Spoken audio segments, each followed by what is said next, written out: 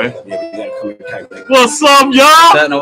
What's happening, y'all? We live again. Yeah, we live again. Guys, live from Kingdom Studios. It's your boy Jack Menace here with Mr. King Dre, Mr. Larry French. We got an exciting episode for you today. We are talking about the history of the Black Indians of New Orleans. Yes. Guys, this is a Mardi Gras dish. I know some of y'all been down there cutting the fool at Mardi Gras. We're going to give you a little context of the rich history of this tradition with the masking tradition and just the interweaving of the native culture, the indigenous culture, the French and the African traditions that have made such a beautiful collection that gave birth to jazz, right? A lot of our jazz traditions. Right. So now I'm into my native family. I got my little feather in my hat right here. You see me? Tradition. You know, a lot of tribes in Haiti as well. So we're gonna get to the bottom of this. Yes, So before we get started, guys, we always like to start with a word of prayer. Lord, thank you for this wisdom. Thank you for this opportunity to break bread. Thank you for just the amazing grace you've given us to just share knowledge and just just show brotherhood. So Lord, let your will be done. Bless our minds. Bless the wisdom that's going forth. May it be received in Jesus' name. Amen. So, gentlemen, talk to me now. Mr. French, tell us more about you, my friend. They know us. Exactly. Yeah, talk to us, man. Well, thank you very much. I'm originally from New Orleans, Louisiana. That's my home, born and raised. And I remember when I was a little boy, I remember hearing down in New Orleans, in the Callio projects in the community where I grew up, at 5:30 in the morning, and you hear Indians shouting, Something like that, right? Yeah, man, and they were putting together all this, famous sounds of Native American Indians, but these were black Native American Indians, black folks. That's what we want to learn. That's what we want to learn about. And they were coming down the streets of New Orleans, in the Callio projects, where I was born, and it was just the most beautiful thing in the world, especially when you was a little young cat like I was back then. I realized that this music was a tradition. It's a tradition that came about for black folks because we wasn't allowed to go in the Mardi Gras or participate in the Mardi Gras. Yeah, there were some black folks. They were carrying the fire torches, and they were cleaning up the manure from the horses, when the white folks riding on it. But they wasn't really into being participants in the Mardi Gras. They wasn't allowed to, were they? Because they wasn't allowed. Exactly. That's right. And so black folks decided, well, hey, let's create our own carnival. We're gonna create our bigger own than carnival, ever now. and it's bigger than ever. Yeah. It's a black community carnival, where you have these native black Indians who were really, really excited to be part of this thing, man, and didn't have to worry about being part of the Mardi Gras because we didn't have to care about that because we were all in the black community celebrating our own carnival, giving our own selves the benefit of the doubt of having a wonderful life.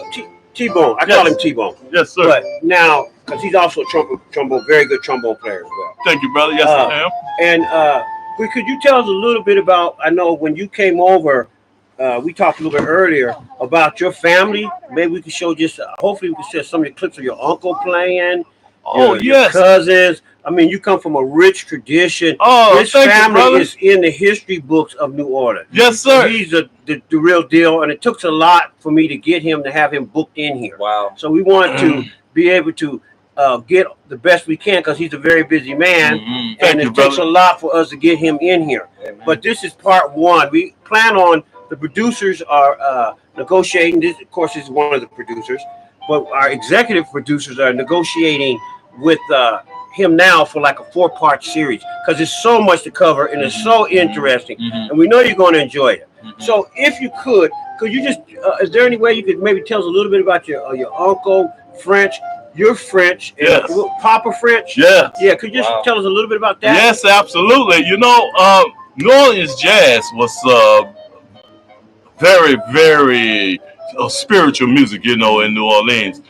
Black folks, we had to wear tuxedo suits in the hot weather down in New Orleans, and we were playing that Dixieland jazz, man. It was just the start of this music, These musicians, they had come from different parts of the New Orleans area, and my family in particularly was Papa Celestin band. Yeah. Papa Celestin was the premier boisterous trumpeter who was just high on the rankings for teaching all the young cats back in those days. Even the legendary Louis Armstrong, he taught to create his style in music was the man Papa Celestin, which is the band that my uncle Albert Papa French played along, and he was the banjoist in the Papa Celestin band.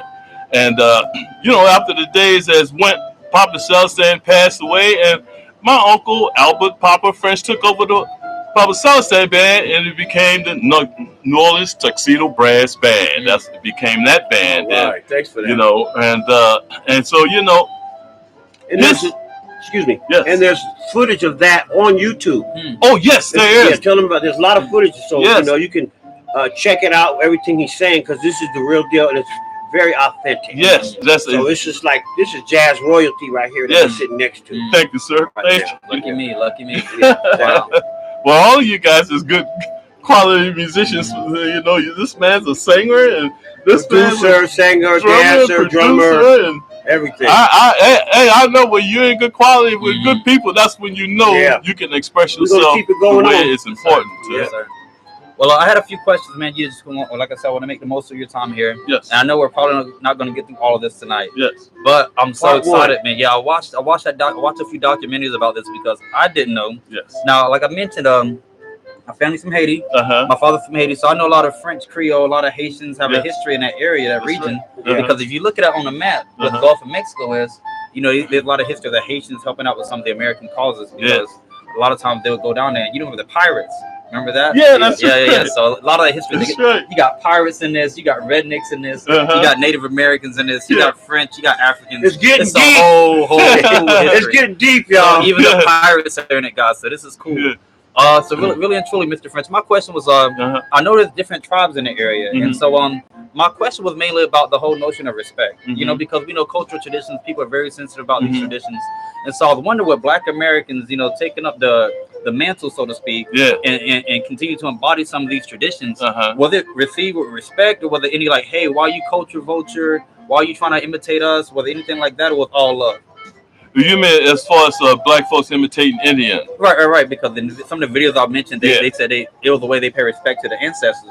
Sometimes people feel like it's culture vulture because, you know, I'll be real with you. Can I be real? Yeah, be real. Some white folks, they you know, in different traditions in Europe, they was talking about recently at a soccer game. These fans want to pay homage to the Black soccer players, so they put on blackface. Whoa! And then it was like, hey, that's racist. Y'all putting on blackface out here. Yes, that is. But they was like, we're paying respect to woo up, you know. So like, nah, bro. You know what I'm saying? Okay, that's a good question though. That is a good question. So I'm saying, whether received like y'all just biting our culture, whether received like, hey, that's a good. Well, you know, first of all, Black folks wasn't allowed to participate in the Mardi Gras. You know, the Indians came into the picture when during the slavery, Black folks had to go somewhere to survive. We knew that Black people were going to be killed otherwise, and so they, you know, collaborated with the Native American Indian. Right, okay. You know, they found shelter and sovereignty within these Indians. Seldom hear about that. Wow. Yeah, you know, and these people came together with us because you know, we realized that in order to be a full people, we had to collaborate with people who were going to be like us, and these were the Native American Indians. We collaborated. We had, you know, the women collaborated with the men in Native American Indian, and the Native American Indian collaborated with the Black women in America. You know, so we became one family. I like how you call it collaborate. Yeah, you know, collaborate on some babies. You know what they say, entanglement. It takes two. You know, collaborating together. Entanglement. Yeah, man. Beautiful color baby. You got this community, man, and it's a loving thing. Wow, it's a loving thing. Well, check me out. So here's another note for you. On that notion of the collaboration, so what you're saying is that a lot of the runaway slaves from the plantations, they went down to the tribes and they kind of, you know, were able to get free because they looked alike, right? Okay, gotcha. Yeah, and you know, Black people, you know, we wasn't allowed. You know, you think about the fact that, well, we wasn't allowed to be in the Mardi Gras either. You know, so now we had to collaborate. You know, how we were going to be part of that. Okay. You know, so we had to figure out that So in other words, the best way for us to figure that out was to be with a people who were similar and in bondage and who were being destroyed and killed by the white man just like we were. And that was the Native American Indians. You know, it's funny with like growing up, you know, we saw people in the hood, you know, I grew up in South Central Florida. So you'll see folk with like, you know, lighter skin than everybody else, the red bones or whatever. And they'll be like, I'm not black, I'm Indian. They'll be like, man, shut up. You know what I'm saying? I still ain't got with that one yet. But now we know it's actually true because sometimes they were Cherokee. They might have been, you know, so. Well, you know, we all have native blood in. And that's the funny part. My mom had a lot of native blood. Yes, sir. So did my mom. So we all have long hair. So we do. Grandma's done, they got long hair down to their butt, you know what I'm saying? A lot of Indian in it. Now, is there a shirt that you wanted to read from there? Is there something you wanted to read from that? No, those are some questions I have. I'm working through the questions. Yeah, so I mean, now, do you have a little bit more that you could tell us about some of the different types of music in New Orleans? You could tell us, because you remember I was asking you about, I asked you a question, I said, what is occasion? Well, that's a very good question because I like to answer that question. This is part one, y'all. We got 4 documents on this. It's such a big topic. Yeah. So well, stay tuned. Well, the music of New Orleans is New Orleans jazz. Louis Armstrong was the man who started that music. Then you also have Zydeco music, which is Zydeco is really it's the rhythm and blues. How do you spell that? Zydeco is Zydeo. Oh, it is. Because some people are gonna look this up. You know, so we know what you're talking about. Zydeco. Yeah, because Zydeco is not Cajun music. It's simply slamming. Yeah, and Zydeco it's based on the accordion grooves of Black Creoles. You know, Creole has 100 different definitions, but when it comes to Zydeco, it refers to the descendants of slaves, free people of color, and mixed race of this region of people. Yeah, I'm gonna see if we can find a sample of that. Stay over that way. Okay. I'm looking at the monitor. Okay, I got you. Right over here. No, this way. Come on. There you go, bro. I'm going to keep you in the picture. That's it. Thank you, sir. You got to keep knowing where we at. So I got to get you. I can do this right. Okay, perfect. Okay. Cool. So this is Zydeco, huh? Yes, sir. And you know, in Cajun, it's simply put, Cajun music is the waltz and the 2-steps played by the white descendants of the accordions. Oh, wow. I never knew that. I asked you that from question. the Nova Scotia. Yeah. During the 1700s, you know. And so that's the difference between those two musics, you know. I always wanted to know that. Really, it's Haitian music. Haitian music. It's from the descendants of Haitians. Wow. And from Creole, which were French-speaking people. So those two people were kind of like involved in the Zydeco. Okay. Oh wow, that's knowledge. It's some of that's on the video, you know, and that's need to go over a little bit better though, but you know. No, that's cool. Cool. Just like I said, this is part 1. We're just touching on it. Okay. Now, let me ask one question though. I noticed that when I was down there in New Orleans, because I've been down there and played a couple of times, some gigs down there, and I noticed that the people of the Zydeco I was really impressed with the Zydeco. It was slamming, man. I actually had a Zydeco gig and it fell through. Right. But I noticed that the people, some of the funkiest Zydeco I liked was the ones that were speaking in French. Oh, okay. That French is slamming. It just the phrasing of the French is really nice. Yeah, and they're singing French too. I like that when French, you hear, you know, it kind of reminds me of you know, the Indians, the Black Indians, Mass Indians, and Zydeco music. They kind of have this thing of happiness, you know, and spirituality in the music, you know. Up. Yeah, you know, it's Black culture indeed. You will never have this without Black culture. All Black culture, you know.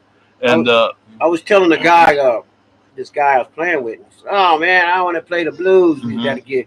I'm tired of playing. I said, look, man. Yeah. You don't realize, dude. You're talking about them shuffles and stuff like that. That's our Delta blues. That's our history. That's right. That's the history of Black music. Is Delta blues. That's right. Let me play a little sample for him, Dre. Okay. That's that? Yeah, man. Wow. good idea. Yes, sir. I see you rocking that, Jack, you killing that. That's it, man.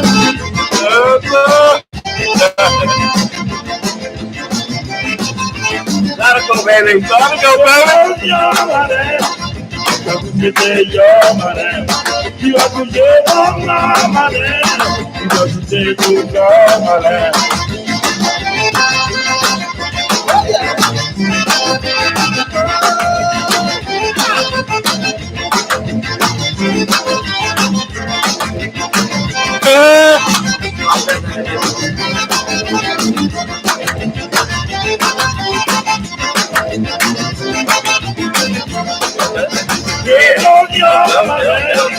Okay. All right, man. Have too much fun, all right? All right, man. You getting us going, brother. Education, this is for educational purposes, okay? Educational purposes. I got one more question. I got another question for you. Okay, so this is something I didn't know as my travel as an artist is playing Afro-Cuban music, playing Brazilian music, playing some for Cuba. I mean, Colombia and Argentina. All these regions I've played and picked up all this stuff all over. Now, one thing I noticed that I never would know, when you listen to some of the second line beats and stuff, there's a clave in there. You know, they bit the clave from the Cubans. Yeah, they bit the clave from the Cubans. So, like, you hear a lot of it. People take. So when I listen to it, you know, I always say, nah, man. In my mind, I don't want to mix the New Orleans with the Afro-Cuban. And then, and I was teaching a student one time. He said, "Oh man, should I think about the clave?" I said, "No. Think of the second line, like you think of it like that. But then there's a clave in there. Clave means the clave means pop. That's clave. Okay, that's the clave. That's the backbone of Afro-Cuban music. Okay. Wow. That's one of the claves. You got two claves.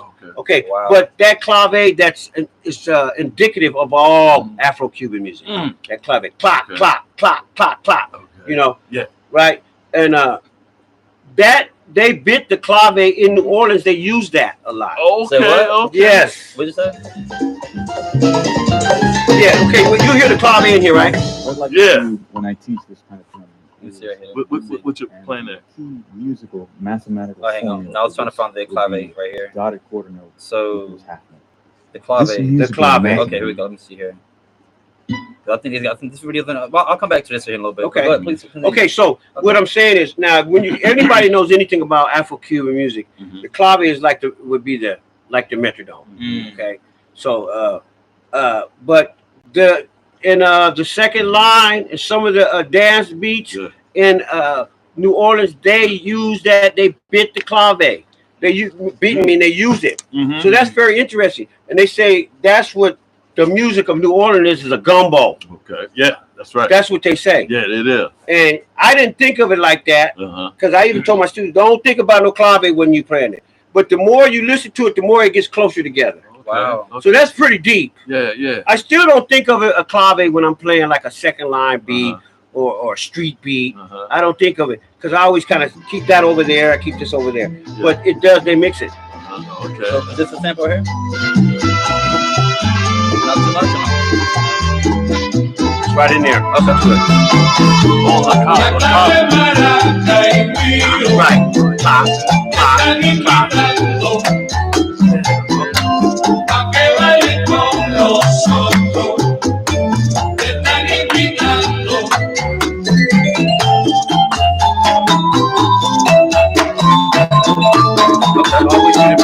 Or then you can reverse it too. Okay. It's two. Okay. That's another show. We'll go through. That's another show. We don't get away all the shows at once. But yeah, that clave, the clave is. I was just talking like everybody already knew what it was. But that clave, that's indicative of Afro-Cuban music. Music. And that's another show. That's what it's. And I'm going back and forth to Cuba, so I'm going to do a show on Cuba. Beautiful, man. And then my producer here, he's from Haiti, so we got the Caribbean thing. Just stay tuned. Yeah, it's interesting though because they say the difference between Brazilians, even Puerto Ricans. They say the difference between all of those, even in the Africans in America. You know what the difference is? The difference It's just a different boat stop. Exactly, that's what it is. They drop some off just here. a different boat They stop. drop some off here. Yeah. Different plantations here. That's what it is. It really is. Same people on the boat. They drop a couple 100,000, a couple 20,000 a year. And you can look this up on Google what it is. It is. That's you're talking about slaves, right? You're talking about slaves. Like a lot of them in South America, but then they stopped in the Caribbean plantations, mind you. Like Jamaica. At one point, Haiti was the richest colony in the world. You know, for the production of it. Yeah, okay. Smallest, but as far as production volume, it was richer than the other colonized empires or colonies that they had at that time because of the gold and all the things. But not to digress too much. No, that's very important. Yeah, but that's just like very just important. talking about because that's what that's our history too. Yeah, you know, that's very much of our history as Black folks. You know, that's just it. But what another thing, as when you talking about that, as far as I just want to put this in because I have a lot of roots in Jamaica. Okay, so. The Jamaica was a slave post trading, so they would just drop there to see where they were gonna go. That's right. So all of that, when you go down, all that is power pirate down there. Wow. It just really is, you know. So it's not like being racist or nothing, but that's just pure murder and piracy down there. Yes, sir. And that's what when the Jamaicans, that's what make them so edgy because they didn't know if they're gonna stay or not. Okay. So every one of those islands have the Haitians all have deep history, and we're just landed here. Just like that's right. We just like Brazil. I mean, come on, man. Brazil is be here. There's more slaves in Brazil than there are here. God, think about crazy. it. That's crazy. And that's where you get the sambas and all that music coming out of there. I mean, that's a whole another show.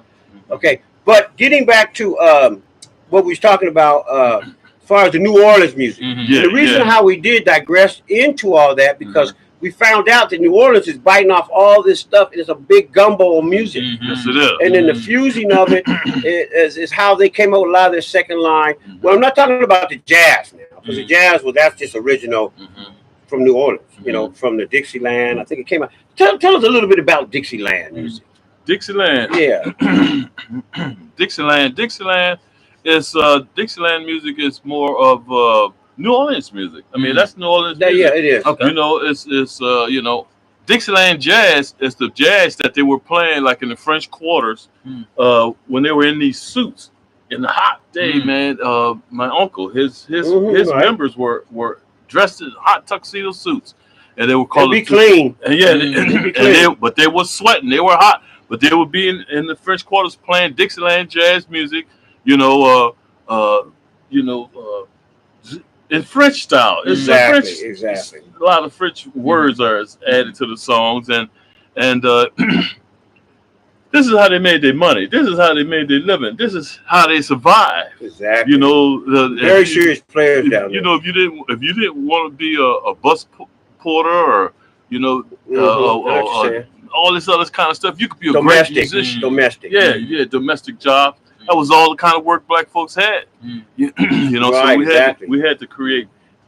Okay. Well, we want to come back, and like I say, we got Mr. Larry T-Bone French. I call him T-Bone, and thank you, brother. He just rich. Of course, this is my main man, Jackson, the producer. Yes, sir. Couldn't do this. We are so. Thank you, bro. We just touched on the surface of what we want to accomplish. Yes, we want to dig a little bit more into the Indians, and we want to dig into the what's the Florida? The Seminoles. Yeah, that's gonna we got a show coming on with that. We flying a guy in from Florida. Whoa, not him. Whoa, his cousin. No, not really.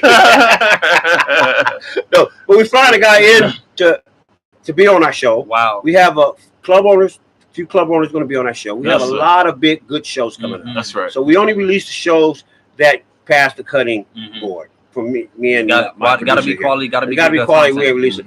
So this is part one. Okay. So we want to come back with part two in 2 weeks. We're going to bring Larry French back. He's going to be our main speaker in New Orleans. He's born and raised in New Orleans. So who knows better than him? Right? We're going to cover as much as we can of New Orleans because me as a jazz musician, I think is very, very important. As when I met him 25 years ago, what intrigued me the most about him was he was from New Orleans, and I'm a jazz artist. So people who play jazz have to play homage to New Orleans. Yeah, So right. I'm always studying the street beats, second line beats, the Dixieland beats, the Zydeco, all the lot of the traditional New Orleans music. I'm always studying that. Yes, So sir. all this does is enhance my musical vocabulary. So we're going to close out on this one, and then we're going to come back with him in 2 weeks.